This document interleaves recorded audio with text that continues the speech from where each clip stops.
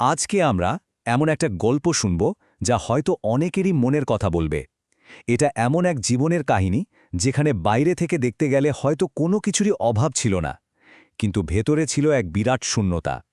চলুন এই সফরের গভীরে যাওয়া যাক।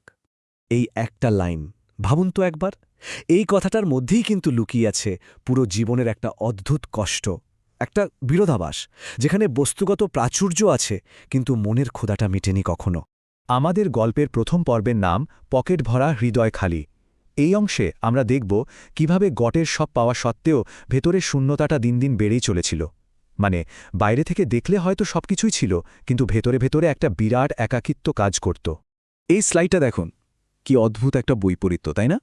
একদিকে পেট ভরা খাবার, চারপাশে অনেক মানুষ, টাকারও কোনো অভাব নেই। আর ঠিক তার উল্টো দিকে একটা ফাঁকা হৃদয়, সাংঘাতিক একাকিত্ব আর একটু ভালোবাসার জন্য হাহাকার। এটাই ছিল তার শৈশবের কঠিন সত্যিটা। তো এই শূন্যতার শুরুটা কোত্থেকে?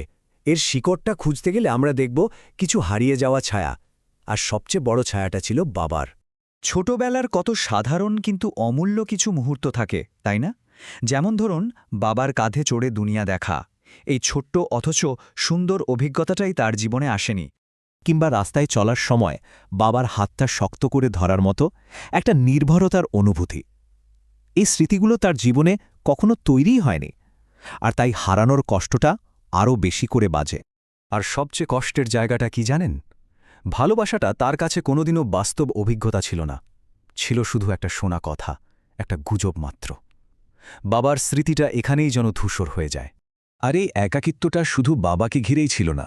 দাদা দাদি বা নানা নানির আদর, তাদের বলা রূপকথার গল্প, সেগুলো যেন গল্পের বইতেই থেকে গেছে, বাস্তবে তার জীবনে আসেনি। এতক্ষণ তো আমরা ভালোবাসার অভাবের কথা শুনলাম, কিন্তু এবার শুনব ভালোবাসা থেকে পাওয়া আঘাতের গল্প। এমন কিছু বিশ্বাসঘাতকতার কথা যা তার পুরো দুনিয়াটাই ওলটপালট করে দিয়েছিল। যখন আমরা কাউকে নিজের সবটুকু উজাড় করে দিই আর সেখান থেকেই সবচেয়ে বড় আঘাতটা আসে, তখন জীবনটা থমকে যায়। তার গল্পটাও ঠিক সেরকমই। কাছের মানুষরাই তাকে শিখিয়েছে যে ভালোবাসার আড়ালেও বেইমানি লুকিয়ে থাকতে পারে। এই ঘটনার পর তার কাছে বিশ্বাস শব্দটার মানেই পাল্টে গেল। বিশ্বাস মানে আর ভরসা নয়, বিশ্বাস মানে হয়ে দাঁড়ালো ভয়। মানে নিজের সবচেয়ে দুর্বল জায়গাটা অন্যের হাতে তুলে দেওয়া আর তারপর আঘাত পাওয়ার জন্য অপেক্ষা করা। এবার আসা যাক তার জীবনের সবচেয়ে জটিল আর হয়তো সবচেয়ে মায়ার সম্পর্কে, মায়ের সাথে তার সম্পর্কে।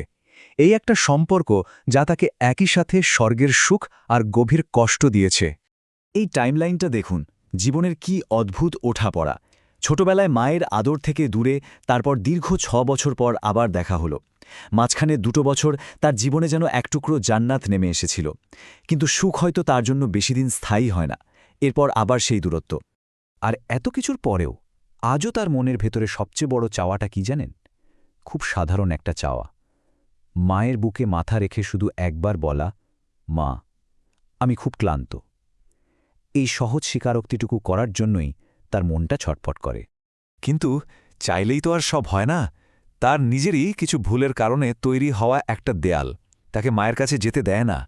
নিজের কাছেই নিজেকে এত অপরাধী লাগে যে মায়ের সামনে দাঁড়ানোর সাহসটুকুও সে হারিয়ে ফেলেছে। তাহলে এত কষ্ট নিয়ে একজন মানুষ কিভাবে দিন কাটায়, কিভাবে সামলায় নিজেকে? উপায় একটাই, হাসিমুখের একটা মুখোশ পরে নেওয়া, আর সেই মুখোশের আড়ালে নিজের ভেতরের ভাঙনটাকে লুকিয়ে রাখা। আচ্ছা, একটা প্রশ্ন তো আসেই, কষ্টগুলো কারো সাথে শেয়ার করলে কি হয়? চলুন দেখি তার অভিজ্ঞতা থেকে সে কি শিখেছে। তার অভিজ্ঞতা বলে, কষ্ট প্রকাশ করলে অন্যের চোখে ছোট হয়ে যেতে হয়, সম্মান কমে যায়, আর বিশ্বাস করা তো মানেই নিজের দুর্বলতা অন্যের হাতে তুলে দেওয়া। তাই তার কাছে একটাই সমাধান, চুপ থাকা। আর এই সিদ্ধান্তের ফল, বাইরে একটা হাসিমুখ আর ভেতরে প্রতিদিন একটু একটু করে ক্ষয়ে যাওয়া, একটা নীরব অদৃশ্য যন্ত্রণা। কিন্তু গল্পটা এখানেই শেষ নয়।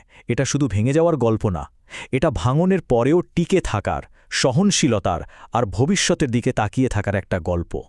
এত কিছুর পরেও সে কিন্তু পুরোপুরি ভেঙে পড়েনি, আর এই কথাটাই তার ভেতরের আসল শক্তির পরিচয় দেয়। সব ক্ষত নিয়েও সে দাঁড়িয়ে আছে। কিভাবে সে টিকে আছে? কয়েকটা বিশ্বাসের ওপর ভর করে। ১, একদিন সব ঠিক হবে, শান্তি আসবে। ২, একদিন হয়তো সব দূরত্ব ঘুচে যাবে। ৩, ভালোবাসা মানেই সবসময় বেইমানি নয়। আর শেষমেশ সেদিন আসার আগ পর্যন্ত এই কষ্টটাকেই সঙ্গী করে ধৈর্য ধরে পথ চলা। আর এখানেই আমরা আজকের আলোচনা শেষ করছি এই অসাধারণ লাইনটা দিয়ে। কিছু মানুষ আছে যারা কাঁদে না, তারা সময়ের সাথে সাথে আরও গভীর হয়। হয়তো না বলা কথা আর না ফেলা অশ্রুই মানুষকে ভেতর থেকে এতটা পরিণত আর শক্তিশালী করে তোলে।